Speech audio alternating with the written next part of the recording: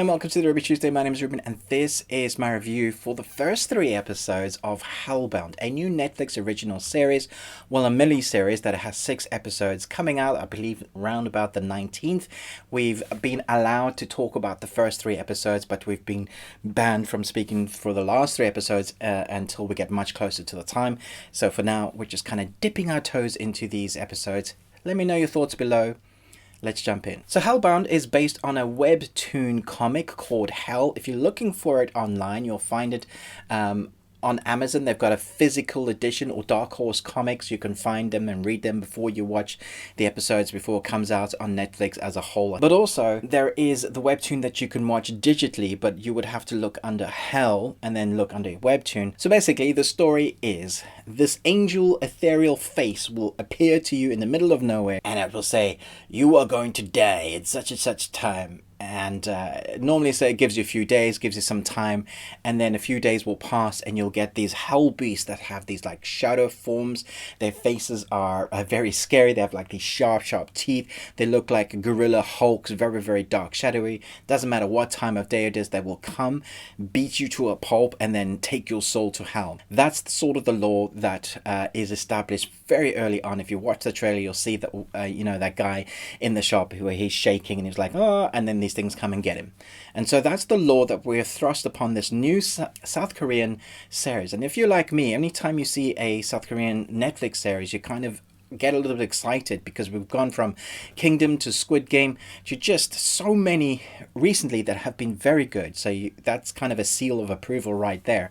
But then you take this kind of fantasy horror element and you get me very excited. We follow a cop and a young daughter who they've lost their mom because of a vicious killing, and the killer has gotten out of jail. And so there's this unjust story along the way. There's also this cult that has popped up because of these killings, and they kind of go hand in hand. And they say they're not a cult. They're led by this very charismatic character that at the beginning, you can tell he's a cult leader because of the way he talks and how intelligent he is, and you get the oogies from him.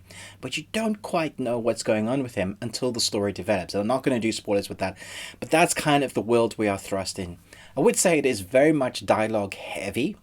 There's a lot of conversations going. So if you're coming into this expecting a lot of action, there isn't until there is action. There's a lot of conversations to be had, and they're trying to, I guess, dump exposition in amongst conversation and building a case of what's going on. So we have the story with the cops, we have the story with the cults, and then we have what's actually going on with these hellbeast monsters. I thought it was very entertaining, especially the way they showed us how the monsters and what the monsters do. They don't shy away from the gore.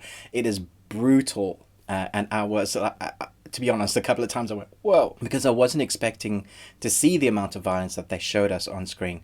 Once you understand what they're doing, you're with it, but you're like, well, that's more than I was expecting. Not to say that the South Korean shows haven't shown us gore, but it just wasn't what I was expecting for this. Maybe because it was that sort of almost fantasy horror creature. I just, Hulk smash or puny god. If you think Hulk doing that and then correlate that to them actually showing the blood and gore, then you kind of get an understanding of where they're going with this. But I think the story gets really interesting once you start understanding more of the lore. But where the heart is with the characters, especially with the cop and the daughter. The daughter's kind of been enthralled with the cult.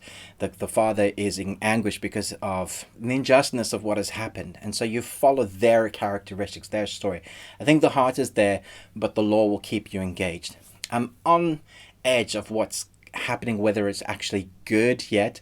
I'm really enjoying it, but I think I will keep my reservations for the last 3 episodes, which I can't spoil now, which I don't want to give you any ideas on, because it does change tack. There's a reason why Netflix has said, please don't do any spoilers for the last 3 episodes. So just keep that in the back of your mind, that it starts off interesting, exposition-wise. They show you what the law is, and then, whoa.